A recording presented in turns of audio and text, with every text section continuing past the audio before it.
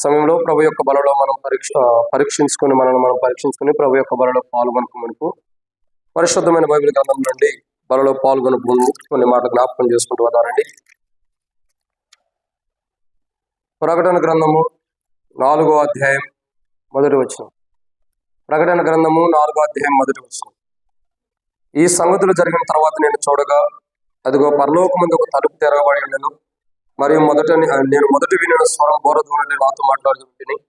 ఆ మాట్లాడిన వాడు ఇక్కడికి ఎక్కి రమ్మ మీద జరగవలసిన వాటిని కనపరచదని. కాబట్టి దేవుని యొక్క వాక్యాన్ని చూసినట్టే యేసు ప్రభు వారు సంఘం ఎత్తబడే విధానం మరొక మానవులమైన మనకు అర్థమయ్యే రీతిలో ఆయన బయలుపరుస్తున్నటువంటి కూడా మనం చూస్తాం. సంఘం ఎత్తబడుట. సో ఇక దీంట్లో మనకు కనబడుతున్నటువంటి సన్నివేశం ఏంటంటే, ఏదైతే బోరధ్వని నాతో మాట్లాడుగా వింటిని మొదటి స్వరము, ఆ మాట్లాడినప్పుడు ఇక్కడికి ఎక్కిరము అంటే సంఘం ఎత్తబడే విధానాన్ని ఇక్కడ బయలుపరచబడుతూ వస్తుంది. సో సంఘం ఎత్తబడే కోణం ఎలా ఎత్తబడుతుంది అన్నది కూడా ప్రకటనగా అది అపోస్తలుడైన పౌలు తెస్సలోనికీయులకు రాసిన మొదటి పత్రిక 4వ అధ్యాయము 16వ వచనంలో స్పష్టంగా ఉంది. ఆర్భాటంతోను ప్రధాన దూత శబ్దంతోను దేవుని బోరతోను పరలోకం నుండి ప్రభు దిగి వచ్చిన సత్యాన్ని మనం చూస్తూ వస్తున్నాం. అంటే ఇక్కడ గమనించాల్సిన కోణం ఏంటంటే, సంఘం ఎత్తబడే విధానం. యేసు ప్రభు వారు పరలోకం నుండి దిగి వచ్చినప్పుడు భూమి మీద ఉన్న మనం అందరం కూడా, భూమి మీద జీవిస్తున్న మనం అందరం కూడా సంఘముగా ఎత్తబడతాం. సో ఈ సంఘంగా ఎత్తబడే వారు ఎవరెవరు ఎత్తబడుతున్నారంటే, మొట్టమొదటిగా మరణం కాని నిద్రలో ఉండేవాళ్ళు ఎత్తబడుతున్నారు. రెండోదిగా చూసినట్టే సజీవులే కానీ జీవం కలిగినటువంటి వారు ఎత్తబడుతున్నారు. అంటే సజీవులై ఉండి మనం బ్రతికుండి ఏదో మందిరానికి వస్తూ రక్షించబడిన మాత్రాన మనం ఎత్తబడిన సంఘంగా, దేవుని మందిరానికి వచ్చి రక్షించబడిన మన జీవితాల్లో క్రీస్తుతో కూడినటువంటి జీవం మన హృదయాల్లో ఉండాలి. ఎప్పుడైతే ఆ జీవం మన హృదయాల్లో ఉంటుందో అప్పుడు మనం సంఘంగా ఏం చేయబడతాం? ఎత్తబడతాం. సరే, ఇక్కడ మనం చూసేటటువంటి మాట ఏంటంటే, ఇప్పుడు సంఘంగా ఎవరు ఎత్తబడుతున్నారు? మరణం కానీ నిద్రలో ఉండి ఎత్తబడుతున్నారని చూసాం. తర్వాత సజీవులే కానీ జీవం కలిగినటువంటి వారు ఎత్తబడుతున్నారు. ఇప్పుడు ఈ సజీవులే జీవం కలిగిన వారి గురించి దాదాపు 12 టేబుల్ వర్తమానాలు చూసాం. ఇది 13వ వారం. ఏంటంటే జీవం కలిగిన వారు ఎత్తబడుతున్నారు. ఎవరు? సజీవులయ్యండి జీవం కలిగిన వారు. సజీవులయ్యండి జీవం కలిగిన వారు ఎలా ఉంటారంటే, దేవుని యందు భయభక్తులు కలిగి ఉంటారు. అదే సామెతల గ్రంథం 22వ అధ్యాయం 4వ వచనంలో మనం చూస్తూ వస్తున్నాం. సామెతల గ్రంథము 22వ అధ్యాయం 4వ వచనం. వినయమునకు ప్రతిఫలము ఐశ్వర్యమును ఘనతయు జీవమును దాని వలన కలుగును. ఇక్కడ మనం గమనించాల్సిన కోణం ఏంటంటే, ఎవరైతే యెహోవా యందు అంటే దేవుని యందు భయభక్తులు కలిగి క్రీస్తు యేసు యొక్క జీవం కలిగి ఉంటారో వారిలో వారి జీవితాలతో ఆశీర్వాదకరంగా ఉంటాయి. సో ఆయన యందు భయభక్తులు కలిగి ఉంటున్నారో ఆయన జీవం మనకు వస్తుంది. ఆ జీవమే యేసు ప్రభువు. ఆ యేసు ప్రభువు మన హృదయాలకు, మన జీవితంలోకి రావడం ద్వారా ఏం జరుగుతుంది? మన జీవితాలు ఎంతో మేలు జరుగుతుంది. అయితే ఇప్పుడు మనం చూసే మాట ఏంటంటే, ఆరాధనలు చూస్తూ వచ్చాం. ఆయన యందు భయభక్తులు కలిగి ఆయన కుమారుడు యేసు ప్రభువు వారి యొక్క జీవం కలిగిన వారికి ఆయన చేస్తున్నటువంటి ఏంటన్నది చూస్తూ వచ్చాం. ఏం చేశాడో మనం చూస్తూ వచ్చాం. ఇప్పుడు చూసేట మాట ఏంటంటే, ఆయన యందు భయభక్తులు కలిగి ఆయన కుమారుడైన యేసు ప్రభువు యొక్క జీవం కలిగినటువంటి వారు చేయవలసినవి. అంటే దేవుని యందు భయభక్తులు కలిగిన వారు చేయవలసినవి, దేవుని యందు భయభక్తులు కలిగి దేవుని కుమారుడైన యేసు ప్రభువు యొక్క జీవం కలిగిన క్రైస్తవుడు చేయవలసినవి. ఆయన ఏం చేయాలో ఆయన చేశాడు. ఆయన యందు భయభక్తులు కలిగిన వారికి మనం చేయవలసినవి కొన్ని ఉన్నాయి. అవేంటన్నది మన ధ్యానికి సమర్పు ప్రభుత్వ చిన్న ప్రార్థన. మమ్మల్ని మిక్కిలిగా ఎక్కువగా ప్రేమించిన ప్రియ పరలోకపు తండ్రి, పరిశుద్ధుడు అయిన దేవా, మీకు స్తోత్రములు. ఈ సమయంలో వాక్యం ధ్యానించబోతున్న సహాయం చేయండి. టేబుల్ వర్తమానం ధ్యానిస్తున్న సహాయం చేయండి ప్రభా. దాసుడు కళ్ళు యజమానుల వైపు చూస్తున్నట్లు, దాసురాలు కళ్ళు యజమానుల వైపు చూస్తున్నట్లు మా కళ్ళు మీ వైపు వీక్షిస్తున్న మీద సహాయం గురించి మహిమ పొందండి. దయచేసి నీ ప్రజల పక్షాన్ని నీకున్న దయచొప్పున దయతో జ్ఞాపకం చేసుకుని ఈ కూడికి ఎంతో దీవించండి, మాటలు ఎంతో దీవించండి. మాకు అవసరమైన మాటలు పరలోకం నుండి మీరు అనుగ్రహించండి. తెరవబడిన ఆకాశం మాకు అనుగ్రహించి ఆకాశం ఇప్పి పడసాలంత విస్తారమని పరిశుద్ధాత్మను అభిషేకించండి. మాతో అవసరమైన మాటలు మాకు అవసరమైన మాటలు అనుగ్రహించండి. మాతో మీరు మాట్లాడండి ప్రభా. ఈ వాక్యం ధ్యానించడానికి నేనైతే బలహీనుండి ఒట్టివాడి నిష్ప్రయోజకమైన వాడిని, ఎందుకు లేని వాడిని అనుకుంటున్నా. కింద కూర్చొని నీ ప్రజల కంటే నేను గొప్పవాడిని కాదనుకున్నా. అయినా నీ కృపచేతను నిలబెట్టినందుకు వందనాలు. నన్ను బలపరిచేవాడిని నేను సమస్తం చేయగలను అన్నట్లు మీ బలం చేత, మీ కృపచేత ఈ టేబుల్ వర్తమానం మీకు మహిమకరంగా సాయం చేయండి. మాతో మాట్లాడక తీర్చండి. మీ అన్ని భయభక్తులు కలిగిన మేము క్రీస్తు యేసు యొక్క జీవం కలిగి మేము చేయాల్సినవి ఏంటో మాకు బయలుపరుస్తున్నారు. వాటి బట్టి మేము చేసే వరకు, వాటి బట్టి జీవించే వరకు స్థిరపరిచి మహిమ పొందమని, కూడికి ఎంతో దీవించమని, ఎవరు కూడా అయోగ్యమైన రీతిలో కఠినమైన హృదయం కలిగి, కఠినమైన మనసు కలిగి బల్లో పాల్గొనుకోకుండా ఆ కఠినత్వం కలిగినట్టు హృదయం మనసుని బద్దలు చేసి, దేవా మెత్తని హృదయాన్ని మీరు అనుగ్రహించి మహిమ పొందమని, అందరం కూడా ఏకత్వం కలిగి సమాధానంతో కూడినటువంటి విధానంలో బల్లో పాల్గొంటా సహాయం చేయమని యేసు ప్రభు నామమున విశ్వాసంతో ప్రార్థిస్తున్నాము తండ్రి. అవును.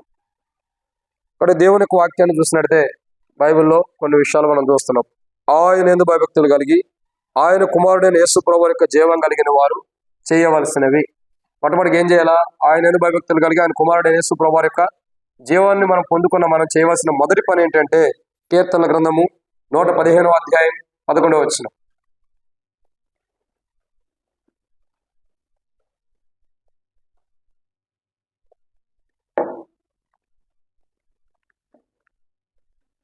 కీర్తనల గ్రంథము 115వ అధ్యాయము 11వ వచనం. యెహోవా యందు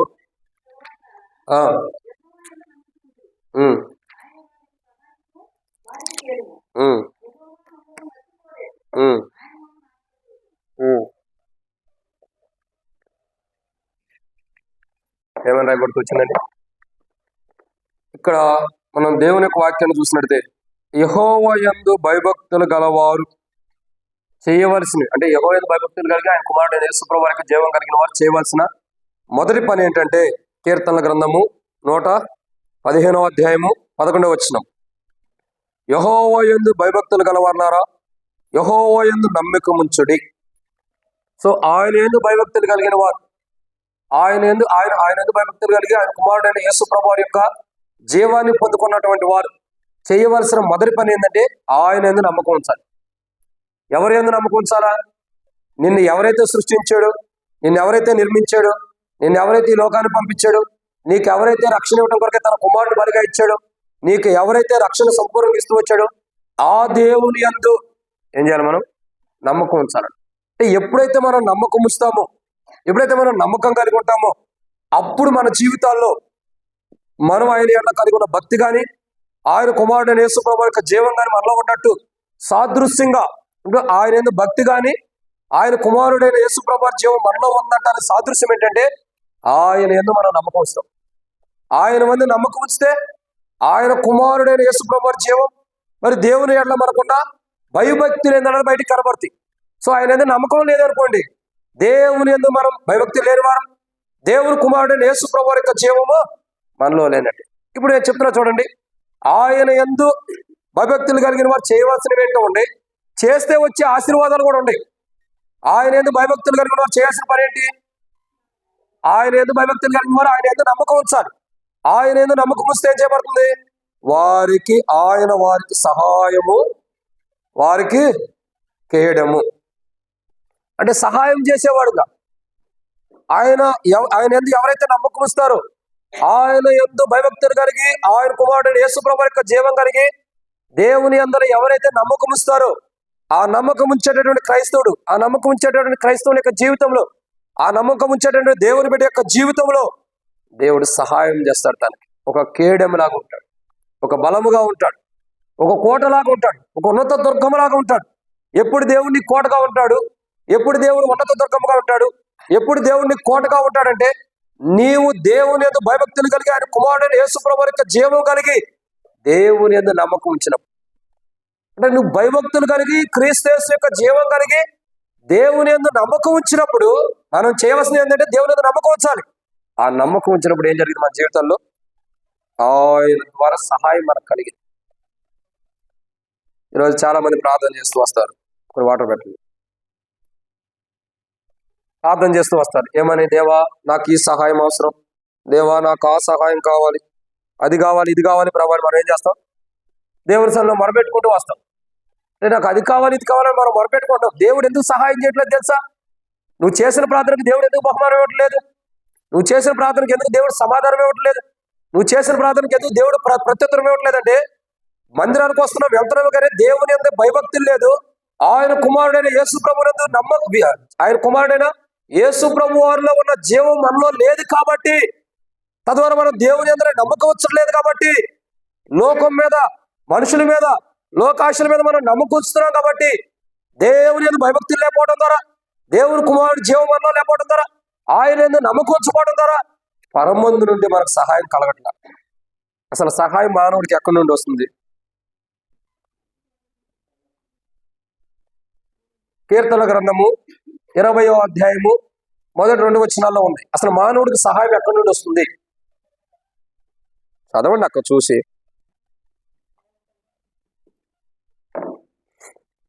మానవుడికి సహాయం ఎక్కడి నుండి వస్తుంది? కీర్తన గ్రంథము 20వ అధ్యాయం మొదటి 2 వచనాలు. ఆపత్కాలమందు యెహోవా నీకు ఉత్తరమిచ్చును గాక, యాకోబు దేవుని నామము నిన్ను ఉద్ధరించును గాక. పరిశుద్ధ స్థలములో నుండి, అది ఇప్పుడు అర్థమవుతుందండి. దేవుడు అసలు ఒక మానవుడికి ఎక్కడి నుండి సహాయం చేస్తున్నాడు? పరిశుద్ధమైన స్థలంలో. అపరిశుద్ధమైన స్థలంలో నుంచి దేవుడు సహాయం చేయట్లా. అసలు అపరిశుద్ధమైనది దేవుడి దగ్గరకే రాదు అసలు. కానీ బైబిల్ చెబుతున్న మాట ఏంటి? ఆయన యందు భయభక్తులు కలిగి ఆయన కుమారుడైన యేసు ప్రభువు యొక్క జీవం కలిగిన వారు ఆయన యందు నమ్మకం ఉంచాలి. ఆయన యందు నమ్మకం ఉంచితే, ఎవరైతే ఆయన యందు భయభక్తులు కలిగి ఆయన కుమారుడు యేసు ప్రభు జీవం కలిగి ఆయన యందు నమ్మకం ఉంచుతారో అట్టి వారి జీవితాలు ఏం జరుగుతుందండి? పరిశుద్ధ స్థలంలో నుండి దేవుడు సహాయం చేస్తాడు. ఎక్కడ నుండి? పరిశుద్ధ స్థలంలో నుంచి. నీకు సహాయం చేయడానికి ఆయన ఆకాశ మేఘమును వాహనముగా చేసుకుని గగనము చీల్చుకొని ఆయన దిగి వస్తున్నాడు. ఎక్కడి నుంచి దిగి వస్తున్నాడు? గగనము చీల్చుకొని పరిశుద్ధ స్థలంలో నుండి నీకు సహాయం చేయటం కొరకై గగనము చీల్చుకుని ఆయన వస్తున్నాడు. ఆ గగనం చీల్చుకుని పరిశుద్ధ స్థలంలో నుంచి మనకు సహాయం చేయడానికి వచ్చే ప్రభు ఈరోజు ఎందుకు మనకు సహాయం చేయట్లేదు? మనం మొరపెడుతున్నాం, కన్నీరు కారుస్తున్నాం, ఎంతో ప్రార్థన దేవుని సన్నిధిలో చేస్తున్నాం. దేవా నాకు అది కావాలి, దేవా నాకు ఇది కావాలి, దేవా నాకు అదివు ఇదివు, నాకు ఇదొక్కటే కొదుగుంది అదొక్కటే కొదుగుందని ఎంతో కన్నీరు కార్చి మనం మొరపెడుతున్నాం కదా. మరి దేవుడు ఎందుకు ఇవ్వట్లేదు? ఏ రోజు ఆలోచన చేసావా? ఈరోజు బల దగ్గరికి వచ్చాం. మన ప్రార్థన దేవుడు విన్నప్పుడు, మన ప్రార్థన దేవుడు వినలేని స్థితిలో, దేవుడు విననటువంటి అనుభవం ఉన్నప్పుడు మనం ప్రార్థన చేస్తే ప్రయోజనం ఏంటి? మనం ప్రార్థన చేస్తే ప్రయోజనం. ఇప్పుడు బల దగ్గరికి వచ్చి ప్రార్థన చేస్తావు లేదా? ప్రభా నా పాపాలు క్షమించు ప్రభా, నన్ను సరిచే ప్రభా, ఇదిగో నేను బలలో పాల్గొంటున్నాను, ఈ బలలో పాల్గొనడానికి అవసరమైన యోగ్యమైన జీవితాన్ని మనం ప్రార్థన చేస్తాం కదా. కనీసం ఈ ప్రార్థన దేవుడు వినాలి కదా. ఈ ప్రార్థన వినైనా సరే నిన్ను క్షమించడానికి ఆయన సహాయం చేయాలి కదా. మరి సహాయం చేయకపోవడానికి కారణం ఏంటి? దేవుని ఎందుకు భయభక్తులు లేవు, దేవుని కుమారుడు జీవమరణం లేదు, అందుకే ఆయన మీద నమ్మకం లేదు కాబట్టి దేవుడు మనకు సహాయం చేయాలి. అసలు భయభక్తులు అంటే అర్థం ఏంటి? భయభక్తులు అంటే ఆయన మాటకు లోబడడం, ఆయన మాటకు విధేయత చూపించడం. అంటే ఆయన ఉగ్రత వచ్చిద్దేమోనని భయపడటం కాదు భయభక్తులు అంటే. భయభక్తులు అంటే అర్థం ఏంటి? ఆయన ఉగ్రత వచ్చేసిద్దేమో, ఆయన ఉగ్రత నా మీదకి వస్తుందేమోనని భయపడటం కాదు భయభక్తులు అంటే. భయభక్తులు అంటే ఏంటంటే ఆయన చెప్పిన మాట, ఆయన మాట్లాడిన మాట, ఆయన ఆలోచనకి మనం విధేయత చూపించడమే భయభక్తులు. ఆయన ఎందుకు భయభక్తులు కలిగి ఉన్నట్టు. కాబట్టి మొట్టమొదటిగా ఆయన ఎందుకు భయభక్తులు కలిగి ఆయన కుమారుడు యేసు ప్రభువు వారి జీవం కలిగిన వారు చేయవలసిన మొదటి పని ఏంటంటే ఆయన ఎందుకు నమ్మకం ఉంచాలి. మనలో నమ్మకం లేనప్పుడు ఏం చేస్తాం? మన జీవితంలో నమ్మకం లేకపోతే దేవుని ద్వారా ఏ సహాయము మనకు కలగదు. ఏ సహాయం కూడా దేవుడు నీకు ఇవ్వడు, చేయడు కూడా. దేవుడు సహాయం చేయాలంటే ఆయన నమ్మకం ఉంచాలి కదా. ఇప్పుడు ఒక వ్యక్తి దగ్గరికి వెళ్తావు, ఇదిగో పలానా సహోదరుడు ఉన్నాడు, పలానా సహోదరి ఉంది, లేదా శాంసన్ ఉన్నాడు, ఆయన దగ్గరికి వెళ్తే నాకు ఇది ఇంత డబ్బులు అవసరమైతే ఇస్తాడని నమ్మకుంటేనే ఆయన దగ్గరికి వెళ్ళేది. పలానా అక్క ఉంది, నేను వెళ్తే నాకు ఈ అవసరం తీర్చిద్దంటే ఆమె తీర్చగలదని నమ్మకంతోనే వెళ్తుంది. మరి దేవుడికి సహాయం చేయాలంటే ఏం చేయాలా? దేవుడికి సహాయం చేయాలంటే ఆయన అందరూ ఖచ్చితంగా నమ్మకం ఉంచాలి. ఎప్పుడైతే ఆయన ఎందుకు నమ్మకం ఉంచవో, ఎప్పుడైతే రక్షణ పొందినా, మార్మోస్ పొందినా, బాప్తిసం తీసుకున్నా, దేవుని మందిరానికి వచ్చినందుకు మాత్రాన ఆయన ఎందుకు భయభక్తులు లేకుండా ఆయన కుమారుడైన యేసు ప్రభువు యొక్క జీవం లేకపోతే ఆయన ఎందుకు నమ్మకం నువ్వు ఉంచవు కాబట్టి అప్పుడు నీకు పరిశుద్ధ స్థలం నుంచి సహాయం రాదు. ఆయన ఎందుకు నమ్మకం లేకుండా ఆయన ద్వారా సహాయం పొందడం నీవు సంఘంగా ఎత్తబడలేవు. సంఘంగా ఎత్తబడలేం మనం. ఈరోజు నువ్వు సంఘంగా ఎత్తబడాలంటే ఏం కావాలా? ఆయన ఎందుకు భయభక్తులుగా కలిగి ఆయన కుమారుడైన యేసు ప్రభువు వారి జీవం నీలో ఉండాలి. ఆ జీవం ఉండ నీవు దేవుని ఏదో నమ్మకం ఉంచితే ఆ నమ్మకం కలిగి నీకు దేవుడు పరిశుద్ధ స్థలం నుంచి సహాయం చేసి నీ జీవితం బాగపోయినా, నీ ప్రవర్తన బాగపోయినా, నీ ఆలోచన బాగపోయినా, నీ క్రియలు బాగపోయినా పరిశుద్ధ స్థలం నుంచి ఆయన సహాయం చేసి నీ జీవితాన్ని మార్చి పరలోకానికి తీసుకెళ్తాడు. మరి ఆయన నీకు సహాయం చేయాలంటే నువ్వు చేయాల్సిన పని ఏంటి? ఆయన ఎందుకు భయభక్తులు కలిగి ఆయన కుమారుడు యేసు ప్రభు వారి జీవం మనలో ఉండి మనం దేవుని యందు నమ్మకం ఉంచాలి. ఎప్పుడైతే దేవుని యందు నమ్మకం ఉంచుతామో అప్పుడు పరిశుద్ధ స్థలంలో నుంచి దేవునికి సహాయం చేస్తాడు. ఇప్పుడు నీకు సహాయం కలగట్లేదంటే, దేవునికి సహాయం చేయట్లేదంటే, దేవునికి సహాయం చేయడానికి ఇష్టపడతలేదంటే, నువ్వు ఎంత కన్నీరు గార్చినా, ఎంత ఏడ్చినా, ఎంత మొరపెట్టినా, ఎంత దుఃఖపడుతున్నా, ఎంత వేదనతో ఉన్నా, నీకు కావాల్సింది దేవుడు నీకు సహాయం చేయట్లేదంటే ఆయన ఎందు భయభక్తులతో కూడిన ఆయన కుమారుడైన జీవం మనలో లేదు కాబట్టి దేవుని మీద నమ్మకం లేదు. ప్రార్థన చేస్తున్నాం ఇవ్వు ప్రభువా అని, ఏదో ప్రార్థన చేస్తూ వస్తున్నాం, అడగాలని అడుగుతూ వస్తాం, అవసరం కొద్ది అక్కడికి కొద్ది అడుగుతూ వస్తామే కానీ నిజంగా మనలో దేవుని యందు భయభక్తులతో కూడినటువంటి క్రీస్తు యేసు యొక్క జీవం ఉంటే మనం అడిగింది ఆయన ఇస్తాడన్న నమ్మకం మనకు ఉండిద్ది. అప్పుడు ఆయన ఖచ్చితంగా మనం ఆయన ఎందుకు నమ్మకం ఉంచాము, ఆయన ఎందుకు భయభక్తులు కలిగి ఆయన కుమారుడైన యేసు ప్రభువు యొక్క జీవం మనలో ఉంది కాబట్టి ఆయన పరిశుద్ధ స్థలంలో నుంచి మనం సహాయం చేస్తాడు. ఇప్పుడు ఆయన ఎందుకు నమ్మకం లేకపోతే, ఆయన ఎందుకు భయభక్తులు లేకపోయినా, ఆయన కుమారుడు యేసు ప్రభువు జీవం మనలో లేకపోతే, ఆయన ఎందుకు నమ్మకం మనలో లేకపోతే మనకు పరిశుద్ధ స్థలం నుంచి సహాయం రాదు. అర్థమవుతుందండి?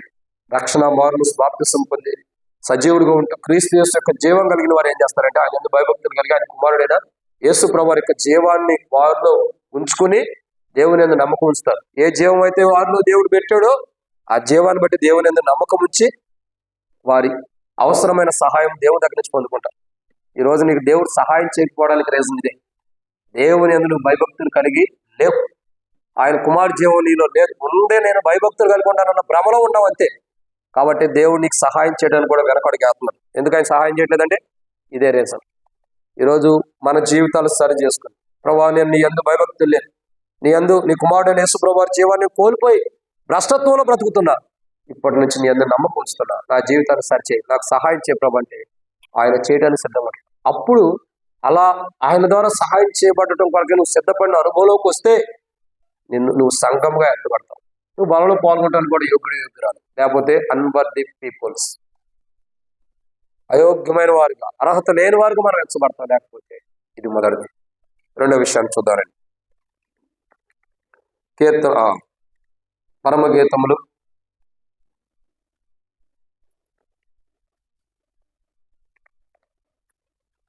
8వ ప్రసంగి గ్రంథం 8వ అధ్యాయం 12వ వచనం.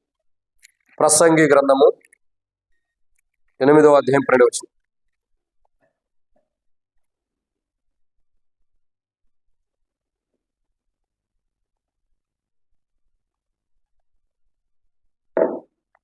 ప్రసంగి గ్రంథము 8వ అధ్యాయం 12వ వచనం.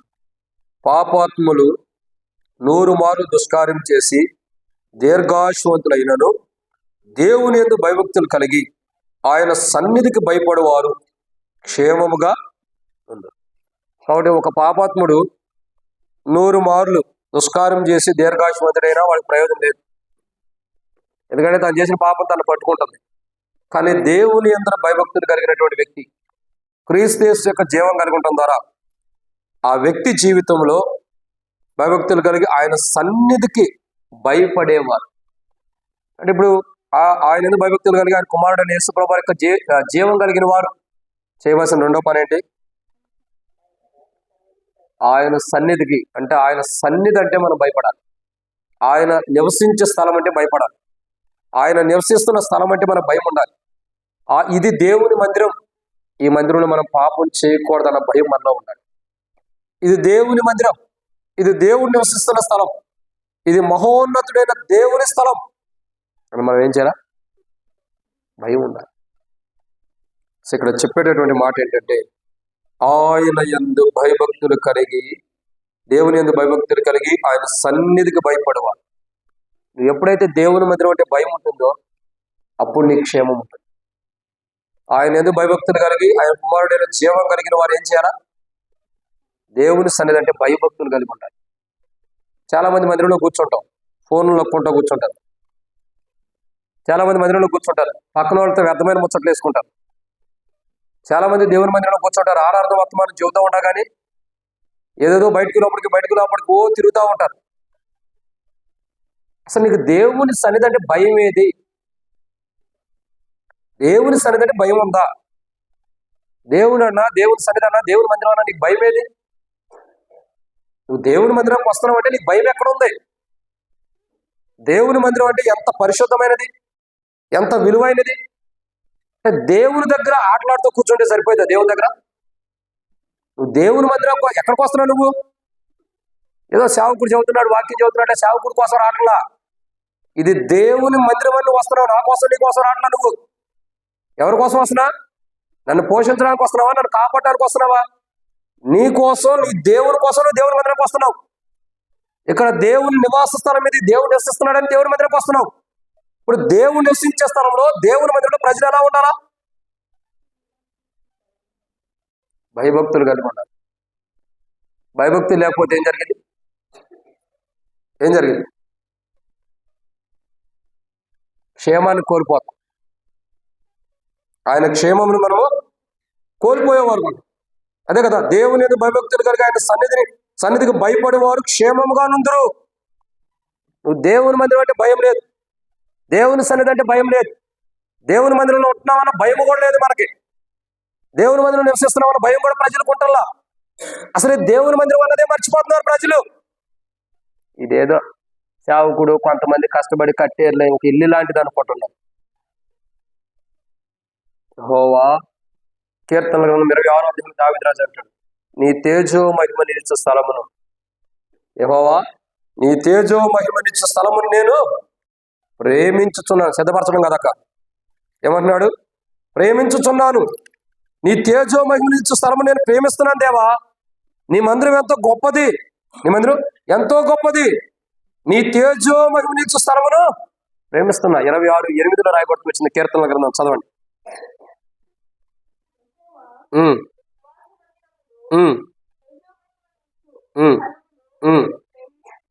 చాలా కింద కూడా చదవండి ఇంకో మాట, 9 వచ్చి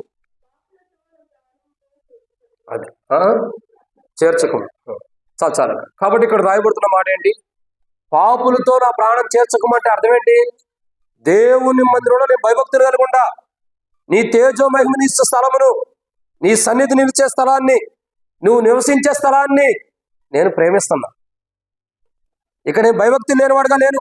ఒక పాపం చేసేవాడికి దేవుని మందిరం అంటే భయం ఉండదు. ఒక పాపంలో జీవించేవాడికి దేవుని మందిరం అంటే భయం ఉండదు. ఒక పాపపు ఆలోచన కలిగిన వాడికి దేవుని మందిరం అంటే భయం ఉండదు. ఒక పాపపు జీవితాన్ని కలిగి జీవించే వారికి దేవుని సన్నిధిలో దేవుని మందిరం అన్న భయం అనేది ఉండదు. అందుకనే కదా నేటి దినాల్లో దేవుని భయం లేకే కదా మందిరాల్లో కొట్టుకు చేస్తున్నారు చాలా మంది. అధికారాల కోసం, డబ్బు కోసం, కానుక బాక్సుల కోసం ఎంతో మంది నేటి దినాల్లో అనేకమైన ప్రజలు దేవుని మందిరంలో దేవుని భయం లేక కొట్టుకు చేస్తున్నారు. డబ్బు కోసం, అధికారం కోసం, కానుక బాక్సుల కోసం. ఇట్లాంటి బ్యాచ్ మొత్తం వెళ్ళేది చివరికి నరకానికే, ఎక్కడికి వెళ్ళరు, డౌటే లేదు. దేవుని మందిరం అసలు నీకు దేవుని భయం లేనప్పుడు, దేవుని మందిరంలో దేవుడు ఎలాంటి వాడో ఆ దేవుని గురించి తెలుసుకోవడా, తప్పు చేస్తే శిక్షిస్తాడు, తప్పు చేస్తే ఖండిస్తాడు, పాపం చేస్తే శిక్షిస్తాడన్న భయం కూడా లేకుండా దేవుని మందిరంలో అసలు భయభక్తులు లేకుండా జీవిస్తున్నావే, దేవుడు వదిలిపెడతాడు అనుకున్నా. ఈరోజు నేను బాగుండాను అనుకుంటున్నావు. రే సహోదరుడు, సహోదరి, నీకు క్షేమం లేకుండా దేవుడు చేస్తాడు. క్షేమం లేకపోతే ఏముంటుంది? కలవరం ఉంటుంది. కలవరం ఉన్నప్పుడు ఏం జరుగుతుంది? ఇక నెమ్మదే ఉండదు నీకు. నీ జీవితంలో ఎంత ఎతికినా కానీ నెమ్మది దొరకదు. ఇక కలవరంతోనే కొట్టిమెట్లాడిపోతావు, కలవరంతోనే చచ్చిపోతాం. ఇక అంత దాకా ఎందుకు తెచ్చుకోవాలా? దేవుని మందిరం అంటే, దేవుని సన్నిధి అంటే భయం ఉండాలి మనుషులకి. ఈ రోజుల్లో భయం అన్నది విడిచిపెట్టేశారు జనం. భయం అన్నది విడిచిపెట్టేశారు జనం. ప్రజల్లో భయం లేదు. ఈరోజు మందిరానికి వెళ్ళాలి, ఈరోజు ఆదివారం మందిరానికి వెళ్ళాలి అని చాలా మంది వస్తున్నారు. ఇది దేవుని సన్నిధి. నేను ఈరోజు దేవుని మందిరానికి వెళ్ళాలి భయము. నేను దేవుని మందిరానికి వెళ్ళిన తర్వాత ఎలా ఉండాలన్న భయం లేదు ప్రజల్లో. ఒకడేం పక్కన ఫ్రీ ఫైర్ ఆడుకుంటాడు, ఇంకోడేం పక్కన చాటింగ్ చేస్తూ ఉంటారు. ఇందుకోసమా నువ్వు మందిరానికి వచ్చేది? ఇందుకోసమా నువ్వు బలలో పాల్గొనడానికి వచ్చేది? దేనికంటే నీవు ఇంటికాడ కూర్చొని మందిరానికి రాకుండా ఇంటికాడ కూర్చోవడం మంచిది. మళ్ళీ సేవకులు మందిరానికి రావద్దన్నాడు పొగారు పుట్టించవాకండి. ఈ దరిద్రం ఒకటి ఉంది. నువ్వు మందిరంలోకి వచ్చి చెడ్డ పనులు చేసే కంటే ఇంటికాడ ఉంటావు మంచిదని చెబుతున్నాను నేను. దేవుని మందిరంలోకి వచ్చి తీర్పు పొందుకునే కంటే దేవుని మందిరానికి వెలుపడని నీ జీవితం నష్టపోతావు, పాడు చేసుకుంటావు, నీ ఇష్టం. నేను ఒక ఆమె చెబుతుంది, కూడికి వెళ్తే, అయ్యా దేవుని మందిరానికి వచ్చేవాళ్ళు కూడా చాలా మంది పాపం చేస్తున్నారు, ఏది పడితే అది మాట్లాడుతున్నారు, ఇష్టం వచ్చినప్పుడు తిడుతున్నారయ్యా. ఏం సమాధానం ఇస్తాం? దేవుని మందిరానికి వచ్చేవాళ్ళు కూడా ఆ మాటలు మారం, ఇంట్లో ఏ మాట పడితే ఆ మాట మాట్లాడతాం, మరి మందిరంలో బల దగ్గరికి వచ్చి అదే నోటితో బలలో పాల్గొంటాం. మన మాటలకు ముగింపు లేదా? మన జీవితం ఇంకా ఈ మాటలకి, ఈ అపవిత్రమైన మాటలకి, వ్యర్థమైన మాటలకి, వ్యర్థమైనటువంటి బూతులకు కానీ, తిట్టేదానికి కానీ ముగింపు లేదా? దేవుడు, నువ్వు ముగింపు ఇవ్వకపోతే దేవుడు ఇస్తాడు ముగింపు. దేవుడు ముగింపు ఇచ్చేదాకా మనం తెచ్చుకోకూడదు. మన మాటలు మారాలి, మన ప్రవర్తన మారాలి. నువ్వు దేవుని మందిరానికి వస్తున్నావు అంటే దేవుని భయం ఉన్నప్పుడు నీ మాటలు మారిపోతే నీ జీవితమే మారిపోయింది. ఇంకా నీ జీవితం మారట్లేదు, రక్షణ పొందిన, మారుమోసు పొందిన, బాప్తిసం తీసుకున్నా, జీవితం మారటం లేదంటే దేవుని మందిరం అంటే నీకు భయం లేదు. అందుకని దేవుడు నీ జీవితం, నీ కుటుంబంలో క్షేమం అన్నది చేయట్లా. ఇప్పుడు చేస్తున్నాడు అని అనుకుంటున్నావు, ఆయన ఆపేసాడు, అది గుర్తెరుగు. ఆయన నీకు చేయాలనుకున్నటువంటి క్షేమం, నీ ఇంటికి ఇవ్వాలనుకున్న క్షేమాన్ని ఆయన ఆపేశాడు. అది నీకు ఇంకా అర్థం కావట్లా, నీకు నాకు. ఎప్పుడు అర్థమైంది? ఒకడు సర్వలోకం సంపాదించుకున్నాడు, చివరికి ఏం చేశాడు? సంపాదించుకునేటప్పుడు అర్థం కాల, ప్రాణం పోయిద్దన్న విషయం. ప్రాణం పోయే టైంలో అర్థమైంది మనోడికి, నా ప్రాణం పోతున్నది. ఇప్పుడు అర్థం కాదు. దేవుడు నీకు క్షేమాన్ని ఇవ్వటము, క్షేమాన్ని కలిగించటము, ఆయన యందు భయభక్తి లేక, ఆయన కుమారుడే జీవం లేదని నీకు ఆయన క్షేమాన్ని ఆపేశాడన్న విషయం ఇప్పుడు అర్థం కావట్లా నీకు. ఒక కాలం వచ్చింది, ఒక సమయం వచ్చింది, అప్పుడు ఆయన నీకు తన క్షేమాన్ని ఆపేశాడు అన్నది అప్పుడు తెలిసినప్పుడు, అప్పుడు అర్థమైంది నీకు. అప్పటికి నువ్వు వెనక తిరిగి చూసుకుంటే ఏముండదు, ఇక ఏముండదు, ఏముండదు. ఒక వ్యక్తి, ఒక యవనస్తుడు చాలా కష్టపడి మంచిగా చదువుకుని మంచి జాబ్ సంపాదించుకుని చివరికి ఏ ఆలోచన ఉంటాడంటే, జాబ్ వచ్చిన తర్వాత వివాహం చేసుకుని ఏది చేసుకున్నా నేను వ్యర్థమైన ఖర్చులు లేకుండా మంచిగా సంపాదించాలని అనుకున్నాడు. ఒక మంచి పొజిషన్లోనే ఉన్నాడు. సంపాదించాడు. ఎప్పటి వరకు సంపాదించాడు? రిటైర్మెంట్ అయ్యేంత వరకు సంపాదించాడు. అసలు వెనక్కి ఇంకా వేరే ఆలోచన సంపాదనే. రిటైర్డ్ అయ్యేదాకా సంపాదించాడు. రిటైర్డ్ అయిన తర్వాత కొద్దిగా అమౌంట్ ఇచ్చింది కదా, దాన్ని ఏదంటారు? ఏ ఫండ్ అంటారు? అది కాఫీ ఫండ్ ఏదంటారు. సరే, అది వచ్చేసింది. రిటైర్డ్ అయిన తర్వాత వచ్చిన తర్వాత అనుకుంటున్నాడంట, ఇప్పుడు ఇన్ని సంవత్సరాలు నేను కష్టపడ్డా, చదువుకోవడానికి కష్టపడ్డా, జాబ్ చేయడానికి కష్టపడ్డా, పిల్లల్ని పోషించడానికి కష్టపడ్డా, అన్నీ అయిపోయింది. ఇంక ఇప్పుడు నేను చక్కగా కూర్చొని భోజనం చేసి తిందాం, హ్యాపీగా తిందాం అనుకున్నాను. ఈలోపు షుగర్ అటాక్ అయింది, బీపీ అటాక్ అయింది, గ్యాస్ ట్రబుల్ వచ్చేసింది, హార్ట్ ప్రాబ్లం ఉంది. ఎప్పటికీ అంత అయిపోయింది. రిటైర్మెంట్కి వచ్చే టయానికి ఏవి రావాలో అవి వచ్చేసి కూర్చున్నాయి. ఇప్పుడు ఈ అన్నగారు కూర్చుని తిన్నా సంతృప్తి ఉండిద్దా? కూర్చుని తిన్నా సంతోషం ఉందా? తినాల్సిన టైంలోనేమో సంపాదన మీద మనసు పెట్టి తినకోకుండా కడుపు కాల్చుకున్నావు. ఇప్పుడు అన్ని రోగాలు వచ్చేసినాయి. నువ్వు సంపాదించింది ఈ రోగాలకి మెడిసిన్ సరిపోద్ది. మరి ఇంత సంపాదించినా నీకు క్షేమం ఏముంది? అతను ఏమనుకుంటున్నాడు?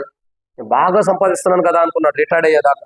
రిటైర్డ్ అయిన తర్వాత తెలిసింది, ఈ డబ్బు నేను సంపాదించింది నాకు రోగాల కోసం. నీకు అప్పుడు క్షేమం ఎక్కడ ఉంది? దేవుడు నీకు క్షేమాన్ని ఇచ్చాడే నువ్వు అనుకున్నావు. రిటైర్డ్ అయిన తర్వాత తెలిసింది, నా జీవితం నష్టపోయింది, అంతా కూడా తినాల్సిన టైంలో నేను తినలేకపోయాను. ఇప్పుడు షుగర్ తినాలంటే, స్వీట్ తినాలంటే బాధ, ఏదైనా కారపూస, ఏదైనా కార తినాలంటే గ్యాస్ ట్రబుల్ వచ్చింది, అవును కదా, బీపీ పెరిగింది. ఎన్ని బాధలు! గుర్తుపెట్టుకో, దేవుడు నీకు ఒక టైం ఇచ్చాడు, నీకు క్షేమాన్ని కలిగించాడు. ఆయన ఎందుకు భయభక్తులు కలిగి ఉంటే ఆ క్షేమం నీకు వచ్చింది. అప్పుడు ఆయన ఎందుకు భయభక్తులు లేకపోతే ఆయన క్షేమం ఇచ్చాడు, క్షేమంగా నన్ను చూస్తున్నాడు నువ్వు అనుకుంటావు, ఆయన ఆపేశాడు. అది ఆపేసిన సంగతి లాస్ట్ డేస్లో నీకు అర్థమైంది. దేవుడు నా పైన తన క్షేమాన్ని చూపడం ఆపేశాడు. అదే జీవితం కదా సౌలు జీవితంలో కూడా మనం చూసింది.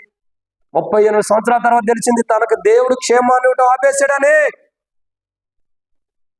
ఇప్పటికైనా నువ్వు నేను కూడా తెలుసుకో. ఆనాడు సౌలుకి చెప్పేవాడు లేడు, ఈ రోజు నీకు చెప్పడానికి ఒక సేవకుని దేవుడు నియమించాడు. నువ్వు తెలుసుకోకపోతే దేవుని క్షేమాన్ని ఆపేసాడని గుర్తుపెట్టుకో. కారణం ఏంటి?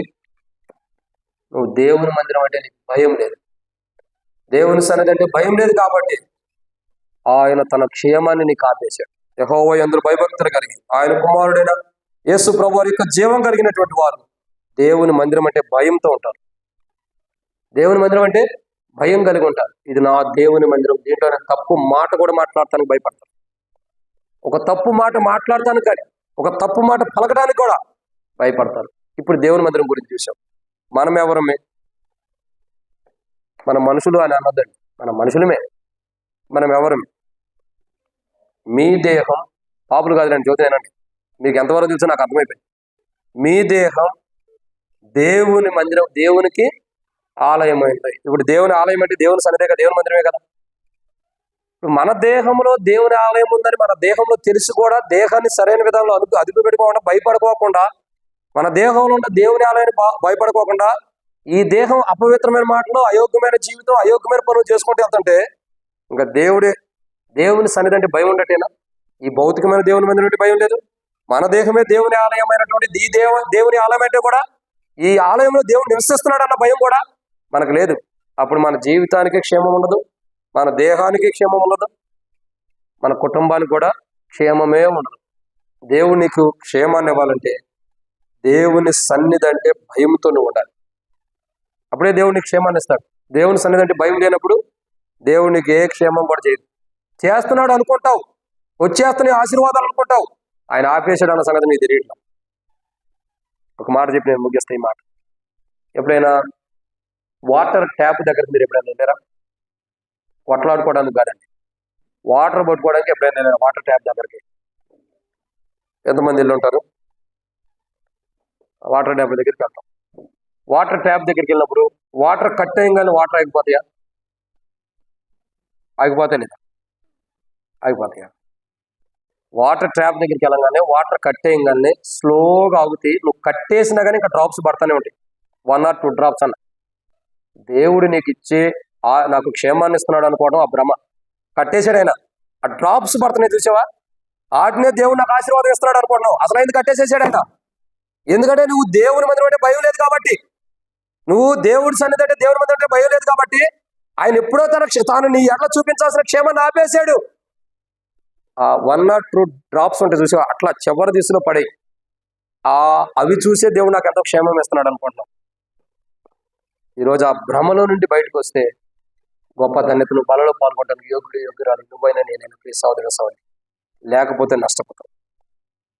అప్పుడు ఎప్పుడైతే నువ్వు ఆయన ఎందుకు భయభక్తులు కలిగి ఆయన కుమారుడైన యేసుప్రభు జీవం కలిగి ఆ యేసుప్రభు యొక్క జీవాన్ని కలిగి దేవుని మందిరం అంటే భయముతో ఉంటావో అప్పుడు నీ కుటుంబాల్లో క్షేమం ఉంటుంది.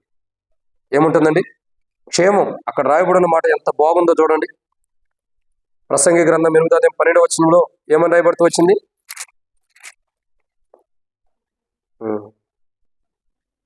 క్షేమము నొందుదురని.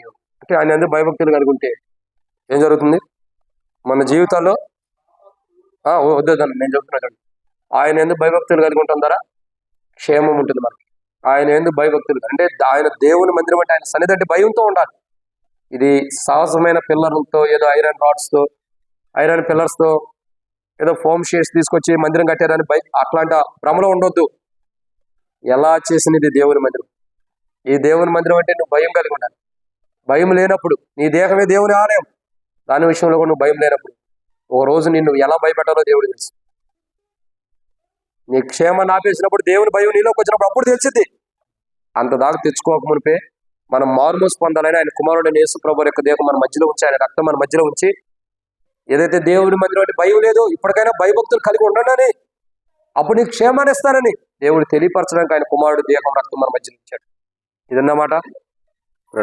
3వ విషయాన్ని చూద్దామండి.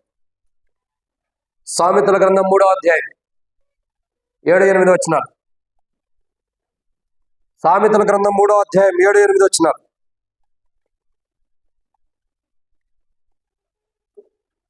శాంసన్ ఆ వాటర్ బాటిల్ బయట పెట్టి అందరూ పైకి వచ్చి తాగుతున్నారు బయట. చదవాలి. యెహోవా యందు భయభక్తులు కలిగి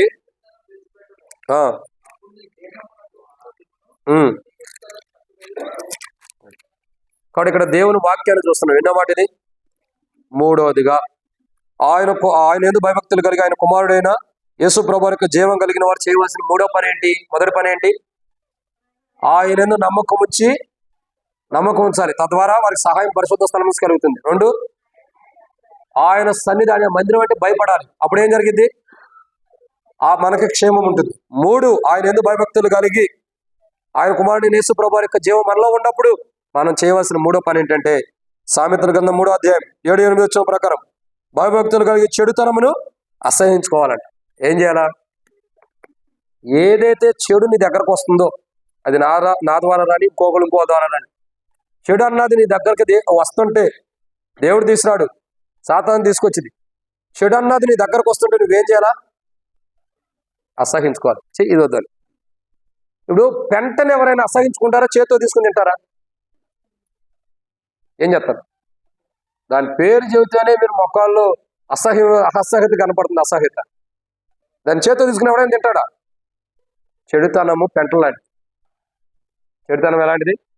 పెంట లాంటిది. దాన్ని పట్టుకోకూడదు. మన జీవితం మొత్తం అసహ్యంగా ఉంటుంది.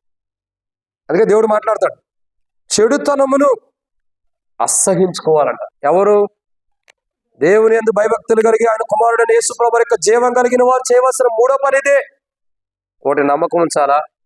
2, ఆయన సన్నిధి అంటే భయం కలిగి ఉండాలా. 3, చెడుతనాన్ని అసహించుకోవాలి. ఏం చేయాలా? చెడుతనమును అసహించుకోవాలి. ఎప్పుడైతే చెడుతనాన్ని అసహించుకుంటావో అప్పుడేం జరుగుతుంది? నీ దేహమునకు ఆరోగ్యం, నీ ఎముకలకు, మన ఎముకలకు సత్వం రావాలంటే, మన దేహానికి ఆరోగ్యం రావాలంటే నువ్వైనా నేనైనా మనం ఏం చేయాలా? చెడుతనాన్ని అసహించుకోవాలి. చెడుతనము అసహించుకోవాలి. చెడుతనం అసలు ఎక్కడ ఉంటుంది? చెడుతనం అన్నది ఎక్కడుంది? ఆ వచనము? ఆదికాండము 6వ అధ్యాయం 5వ వచనం. ఆదికాండము 6వ అధ్యాయం 5వ వచనం. నరుల చెడుతనము భూమి మీద గొప్పదనియు, వారి హృదయముక తలంపులోని ఊహ అంతయు ఎల్లప్పుడూ. అది ఇప్పుడు చూడండి, చెడ్డ కార్యములు, చెడు అన్నది ఎక్కడుంది మానవుడి జీవితంలో? హృదయంలో ఉంది. ఏంటక? హృదయంలో ఉంది. సో బాల్యం నుండి మన హృదయంలో ఉంది అది. ఇప్పుడు మనం ఏం చేయాలా? ఆ చెడ్డదనే మనం పోగొట్టుకోవాలా. ఆ చెడ్డ కార్యాలు ఎప్పుడైతే మనం పోగొట్టుకుంటామో అప్పుడు మన జీవితంలో క్షేమం ఉంది. యెహోవా యందు భయభక్తులు కలిగి చెడుతనం ఏం చేయాలా? అసహించుకోవాలి. అంటే మన హృదయంలో ఉన్న చెడుతనాన్ని మనం ఏం చేయాలా? నువ్వు ఎట్టాగే ఉండి తర్వాత చూద్దాం అన్నట్టు అనకూడదు. ఏం చేయాలి? ఆ చెడుతనాన్ని అసహించుకోవాలి. ఇది నాకొద్దు, ఈ పని నాకొద్దు, ఈ బ్రతుకు నాకొద్దు, ఈ చేసే తప్పు పని నాకొద్దు, ఇది చెడుతనం కలిగింది, ఇది చెడ్డది, ఇది నాకొద్దని మనం అసహించుకోవాలి. నేను చేసే పని తప్పు, నేను చేసేది పొరపాటు, నేను చేసే పాపం అని అసహించుకోవాలి. మనం ఎవరు పక్కన వాళ్ళు అసహించుకోకూడదు. ఏమని చెబుతుంది బైబిల్? పక్కన వాళ్ళు అసహించుకోవడం కాదు. ఏమని రాయబడుతూ వచ్చింది? యెహోవా యందు భయభక్తులు కలిగి చెడుతనమును విడిచిపెట్టము. అసహించుకోవడమే విడిచిపెట్టడం, ఇది వద్దు అనుకోవడమే విడిచిపెట్టడం. చెడుతనం నువ్వే విడిచిపెట్టుకోవాలా. ఎవరు నీ చెడుతనాన్ని విడిచిపెట్టరు. ఈ చెడుతనం ఎక్కడుంది? హృదయంలో ఉంది.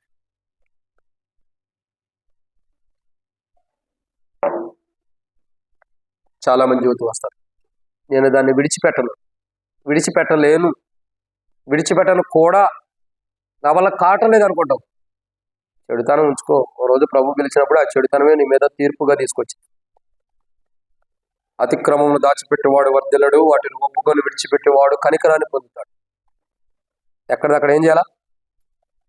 విడిచిపెట్టేసేలేక దాని మీద మనం మనసు వెళ్ళకూడదు. చేసిందే చెడ్డ పని, చేసిందే చెడ్డ కార్యము, ఇంకా దాని గురించి మనకు మనసు పెట్టాలా దాని మీద. అది మళ్ళీ మన హృదయంలో ఉండాలి. మళ్ళీ అది దేవుడు ఇష్టపడేదన్న. ఇప్పుడు చెడ్డ కార్యాలన్నీ, చెడ్డ పని అంతా మన హృదయంలో పెట్టుకుంటామంటే దేవునికి మనం ఇష్టంగా లేవు. సేవకులకి, విశ్వాసులకి, దేవుని ప్రజలకు మనం ఇష్టంగా ఉంటాం, కానీ దేవునికి ఇష్టంగా ఉన్నాం. మరి ఏం చేయాలా? ఆ చెడంతా కూడా మన హృదయంలో నుంచి పోగొట్టుకోవాలి. ఇక్కడ ఏమంటాడు? యెహోవా యందు భయభక్తులు కలిగి చెడుతనమును విడిచిపెట్టాలి. ఇక నువ్వు ఈ రోజుతో దాన్ని విడిచిపెట్టేశాడు, దాని మీద మనసు ఉండకూడదు. చేసిందే చెడ్డ పని, ఇంకా అది విడిచిపెట్టాలా దాన్ని ఫెవికాల్ లాగా బంకెళ్ళి అతుక్కోవద్దు, దాన్ని లాగిపెట్టి ఉండొద్దు. ఏం చేయాలా? విడిచిపెట్టేశారు. అప్పుడు నీ జీవితంలో నీ ఎముకలకు సత్తవ, నీ దేహానికి ఆరోగ్యం ఉంటుంది. ఏం చేయాలా? దాన్ని విడిచిపెట్టినప్పుడు నీ జీవితానికి ఆరోగ్యము, సత్వం ఉంటుంది. దాన్ని గట్టిగా పట్టుకున్నప్పుడు ఏముండదు. ఉండ ఆరోగ్యం పోయింది, ఎముకల్లో సత్వం కూడా పోయింది. బొక్కలు అరిగిపోతాయి అంటారు కదా తెలంగాణ భాష, అది అరిగిపోతాయి, ఇంకేముండదు, దాంట్లో సత్వమే ఉండదు. ఇక మనం మేక బొక్కలు, గొర్రె బొక్కలు ఎన్ని తిన్నా కానీ ప్రయోజనం లేదు. మన బొక్కలు అరిగిపోయిన తర్వాత 5 తింటే ఏం ఉపయోగం? జాగ్రత్త. యెహోవా యందు భయభక్తులు కలిగిన వారు క్రీస్తు యేసు యొక్క జీవాన్ని పొందుకుని వారు చేయాల్సిందేంటి? చెడుతనాన్ని విడిచిపెట్టాలి. ఇప్పుడు వాళ్ళు చేసిన చెడుతనం చాలు, విడిచిపెట్టే. ఈ రోజు కూడా ఇంకా విడిచిపెట్టకపోతే అదే చెడ్డ పనులు, అదే చెడ్డ కార్యాలు, అదే చెడు తలంపులతో, అదే చెడు ఆలోచనలతో, అదే చెడ్డ క్రియలతో కొనసాగుతూ వస్తే నువ్వు చెడ్డదాన్ని విడిచిపెట్టలేదు కాబట్టి దేవుడు నేను విడిచిపెడతాడు. చేసిందే చెడ్డ పని, దాన్ని విడిచిపెట్టకపోతే దేవుడు నిన్ను విడిచిపెడతాడు. దేవుడు నిన్ను విడిచిపెడితే నువ్వు మందిరానికి వచ్చి బలలో పాల్గొన్న ప్రయోజనం ఏముంది? బలలో పాల్గొంటున్నా ప్రయోజనం ఏముంది? కాబట్టి మన జీవితాల్లో యెహోవా యందు భయభక్తులు కలిగిన వారు, ఆయన కుమారుడైన యేసుప్రభువు వారు జీవం కలిగి ఉంటారు కాబట్టి వారు చేయవలసిన పని ఏంటంటే చెడుతనాన్ని విడిచిపెట్టుకోవాలి. ఒక మనిషి తన అంతరాత్మ చెప్పేది నువ్వు చేసేది చెడు అని. తన లోపల ఉన్నటువంటి పరిశుద్ధాత్ముడు చెబుతాడు నువ్వు చేసేది చెడ్డ పని, ఇది మంచి పని కాదు, చెడ్డ పని. ఏం చెబుతాడు?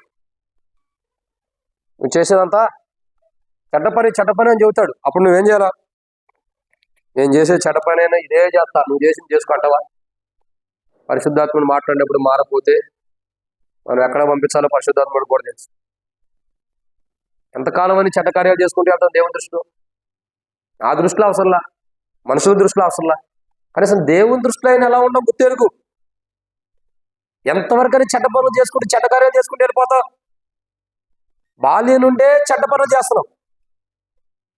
జీవితంలో తల్లి గర్భం నుండి వచ్చిన కాడి నుంచి, నీకు ఊహ వచ్చిన కాడి నుంచి నువ్వు హృదయంలో చెడ్డ పనులు చేసుకుంటానే వెళ్తున్నావు. ఇంకా ముగింపు లేదా ఆ చెడ్డ పనులకి? మళ్ళీ మనం కూడా చెబుతాం, రక్షణ మార్మస్ బాప్తిసం పొందిన మనం ఏమంటాం? నేను రక్షించబడ్డానన్నా, ఎప్పుడో వదిలేసానన్నా అంటాం. వదిలేస్తే మళ్ళీ ఎందుకు చేస్తున్నా? వాటి బేజం ఇంకా మనలో ఎందుకు ఉంది? వాటి వేరు మరలా ఇంకా మనలో చిగురించి ఎందుకు ఉంది? బైబిల్ చెబుతున్న మాట, యెహోవా యందు భయభక్తులు కలిగిన వారు క్రీస్తు యేసు యొక్క జీవం వారిలో ఉంటుంది కాబట్టి వారు చేయవలసిన పని ఏంటంటే చెడ్డ పనులు అసహించుకోవాలి. ఆ చెడ్డ కార్యాన్ని ఏం చేయాలా? ఆ చెడుతనం విడిచిపెట్టాలి. అప్పుడు విడిచిపెడితే కూడా ఏం జరుగుతుంది? అప్పుడు నీ దేహం ఎప్పుడైతే నువ్వు విడిచిపెడతావో నీ దేహానికి ఆరోగ్యం ఉంటుంది, నీ ఎముకలకి సత్వం ఉంటుంది. అప్పుడు నీ జీవితం క్షేమంగా ఉంటుంది. ఇప్పుడు ఈరోజు నీవైనా నేనైనా ఎవరైనా దేవుని దృష్టిలో ఒకటే, ఒక సేవకుడని, సంఘ పెద్దని, పరిచారకుడని, విశ్వాసులని, అని భేదాలు ఏం లేవు. మనకుంటే భేదాలు, ఈయన సేవకుడు, ఈయన సంఘ పెద్ద, ఈయన పరిచారకుడు, ఈయన విశ్వాసాన్ని. దేవుని దృష్టిలో ఏం లేవు. ఎవరైనా ఒకటే దేవుని దృష్టిలో.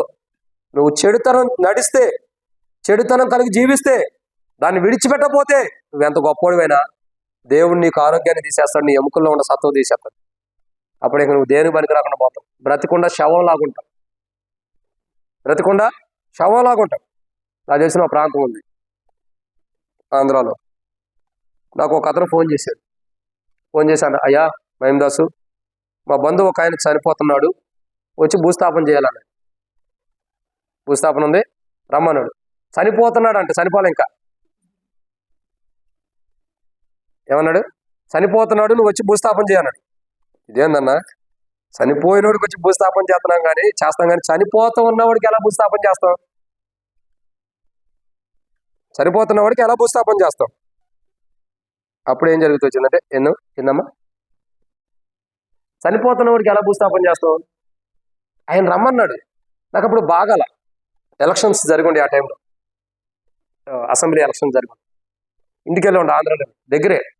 నువ్వు ఆంధ్రాకి వెళ్ళావని తెలుసు, నువ్వు కూడా రా అని చెప్పి మన వాళ్ళు కూడా గెలవాలి. అసలు మనిషి చచ్చిపోలేదు, కానీ భూస్థాపన మేము అందరం వెళ్ళాలి. నేను వెళ్ళా, ఏదో తేడా జరుగుతుంది, ఎందుకు దేవుడు నాకు అనుమతించలేదు. నేను ఆగిపోయాను. భూస్థాపనకు ఒక ఆయన కారు వేసుకు వెళ్ళాను. తెలిసిన బ్రదరు నేను వెళ్ళమని చెప్పాను. ఏందన్నా కనుక్కో వెళ్ళాను. నాకు రావడం కుదరదులే.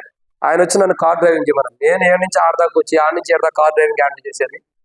నేను నీ దగ్గరకు వచ్చినప్పుడు నువ్వు వెళ్ళాల్సిన చోటకి వెళ్ళిపోతావు, వదిలేయ్యా ఇప్పుడు కార్ డ్రైవింగ్ నేను రాలేదే, నేను రాలేదు, నాకు వేరే పనులు ఉండే, నేను ఆగిపోయాను. ఎలక్షన్ అప్పుడు వెళ్ళాడు ఈయన. భూస్థాపన అయిపోయింది.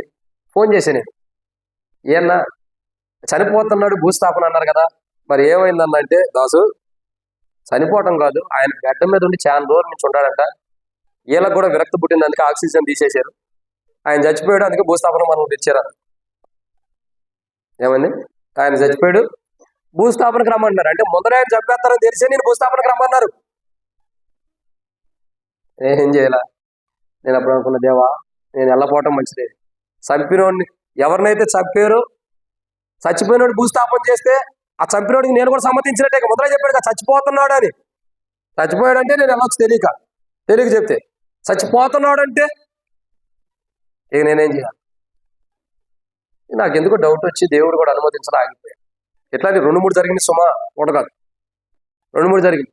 కరీంనగర్లో కూడా ఒకటి ఇదే నాకు ఎదురవుతూ వచ్చింది. నేను చెప్పేది ఏంటంటే, మనము చెడుతనమును అసహించుకోకపోతే, బాల్యం నుండి వస్తున్నటువంటి చెడుతనాన్ని అసహించుకోకపోతే ఏ టైంలో ఏం జరుగుతుందో తెలియదు, ఏ రోజు ఏం జరుగుతుందో తెలియదు. నువ్వు ఆరోగ్యంగా ఉండవు అనుకుంటున్నావు, ఆరోగ్యం కలిగి ఉండాలని అనుకుంటున్నావు, నీ ఆరోగ్యాన్ని ఆయన తీసేస్తున్నాడు. అది నీకు అర్థం కావట్లేదు. ఈరోజు నేను ఆరోగ్యంగా ఉన్నాను, ఆరోగ్యంగా జీవిస్తున్నానని నువ్వు అనుకుంటున్నావు. ఆయన ఆరోగ్యము, ఆయన నీ ఎముకలకు సత్తువ, నీ దేహానికి ఆరోగ్యాన్ని తీసివేయడం ఆయన ఆరంభించాడు. ఎప్పటి నుంచి ఆరంభించాడు? నువ్వు రక్షణ మార్గం బాప్తిసం పొంది పనిలో పాల్గొంటూ కూడా, ప్రభు యొక్క దేహంలో పాల్గొంటూ కూడా, చెడుతనాన్ని విడిచిపెట్టనప్పటి నుండి ఆయన నీకు వచ్చే ఆరోగ్యాన్ని ఆపేయటం మొదలేశాడు. నీ ఎముకలకి సత్వం అన్నది కూడా ఆపేయటం మొదలేశాడు.